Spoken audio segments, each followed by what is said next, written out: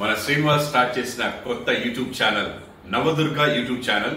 Please share, like and comment. అందరికీ చెప్పండి. అలాగే గంట కూడా కొట్టడం మర్చిపోకండి. హాయ్ వ్యూవర్స్, అందరికీ నమస్తే. ముందుగా కార్తీక పౌర్ణమి శుభాకాంక్షలు. కార్తీక పౌర్ణమి అంటే మీ అందరికీ తెలుసు.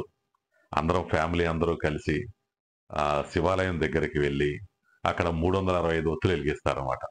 365 ఒత్తులు ఎందుకు వెలిగిస్తారు అనేది మనం వీడియోలో ముందు చెప్పుకున్నాము. ముందు టైం అయిపోతుంది. గుడి దగ్గరికి వెళ్ళి అక్కడ ఎంత రష్ ఉందో ఏంటో ఆ రష్ అంతా చూసి ఆ మధ్యలో మనకి ప్లేస్ దొరకాలి. ఆ ప్లేస్ చూసుకుని మనం అక్కడ ఏర్పాట్లన్నీ చేసుకుని అక్కడ వెలిగించాలన్నమాట. చలో ఇప్పుడు గుడి దగ్గరికి వెళ్దాం. ఓకేనా? పదండి. 5 గంటలకల్లా అందరం శివాలయానికి చేరుకున్నామండి.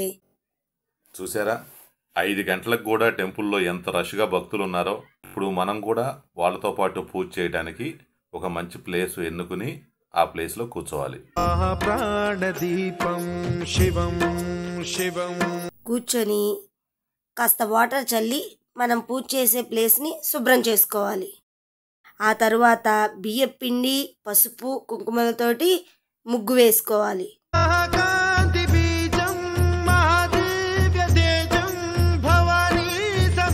ఆ తర్వాత 2 తమలపాకులు తీసుకుని పసుపు గణేశుణ్ణి చేసుకుని ముగ్గు మధ్యలో పెట్టాలి. కుటుంబంలో ఎంతమంది ఉంటే అన్ని ప్రమిదలు పెట్టుకోవాలి. ఆ ప్రమిదల పైన గంధము, కుంకుమలతో బొట్లు పెట్టాలి. ముందు రోజే తీసుకువచ్చిన 365 ఒత్తులను ఆవు నెత్తిలో నానబెట్టుకోవాలి. కుదరని వాళ్ళు నువ్వుల నూనెైనా నానబెట్టుకోవచ్చు. నానబెట్టిన ఒత్తులను 1 by 1 ఈ ప్రమిదలలో పెట్టుకోవాలి. మనం మొదట్లో చెప్పుకుందాం అనుకున్నాం కదా, ఈ ఒత్తులు ఎందుకు వెలిగిస్తామని. ఈ 365 ఒత్తులు వెలిగించటం వల్ల సంవత్సరంలో మనం ఏ రోజైనా సరే పూజ చేయకపోయినా ఆ పూజా ఫలం దక్కటం కోసం ఈ 365 ఒత్తులు ఈ ఒక్కరోజే వెలిగిస్తారనమాట. ఈ రోజు వెలిగించటం వల్ల సంవత్సరం మొత్తం మనం పూజ చేసిన ఫలితం దక్కుతుంది. అందువల్లే 365 ఒత్తుల్ని కార్తీక పౌర్ణమి రోజు వెలిగిస్తారనమాట. ఓకేనా? ఇప్పుడు దీని తర్వాత ఫస్ట్ అంటే చిన్నపిల్లల నుంచి పెద్దవాళ్ళ వరకైనా వెలిగించవచ్చు, పెద్దవాళ్ళ నుంచి చిన్నపిల్లల వరకైనా వెలిగించవచ్చు. మేమేం చేసామంటే ఫస్ట్ మా బాబు లోహితాక్షిని వెలిగించాడు, తర్వాత టన్నిమా వెలిగించింది, తర్వాత నా వైఫ్ శ్రావణి వెలిగించి, తర్వాత నేను వెలిగిస్తున్నాను అనమాట. తర్వాత అందరూ ఒకసారి దండం పెట్టుకుని కొబ్బరికాయ కొట్టి తాంబూలం సమర్పించి హారతి ఇవ్వాలి. అరే, నేను ఇవాళ హారతి ప్లేట్ తేవడం మర్చిపోయాను, అందుకే తమలపాకులో హారతి ఇస్తున్నాను.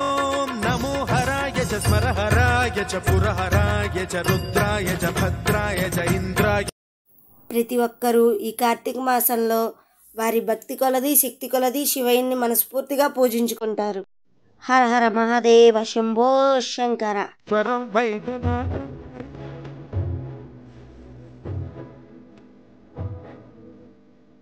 ఈ 365 ఒత్తులు వెలిగించడం అయిపోయిన తర్వాత ఇక్కడి నుంచి శివయ్య దగ్గరికి వెళ్ళాలి. శివలింగానికి అభిషేకం చేస్తే ఈరోజు చాలా మంచిదని, అందు గురించి అని చెప్పని ఇక్కడ బాగా రష్ ఉంటుందని తెలిసి మేము ఏం చేసామంటే పంచామృతాలన్నింటినీ ఒకే దానిలో కలుపుకుని వచ్చాం. పాలు, పెరుగు, పంచదార, తేనె, ఫ్రూట్స్ ఇవన్నీ కలిపి ఒక బౌల్లో కలుపుకొచ్చి ముందు నా భార్య, పిల్లలు అభిషేకం చేస్తున్నారు. ఆ తర్వాత నేను కూడా అభిషేకం చేస్తాను. అందరం అభిషేకం అయిపోయిన తర్వాత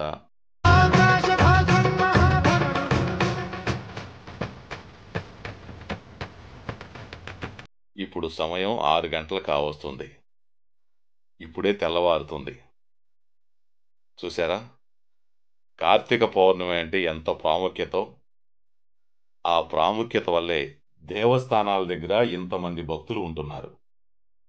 ఇక ఇప్పుడు నాగేంద్రుడికి అభిషేకం చేద్దాం.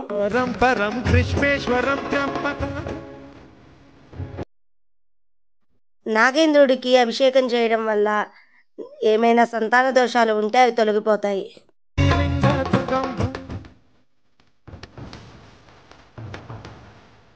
విజయవంతంగా కార్తీక దీపోత్సవం చేసి ఇంటికి బయలుదేరి వస్తున్నాము. ఓం నమః శివాయ, ఓం నమః శివాయ.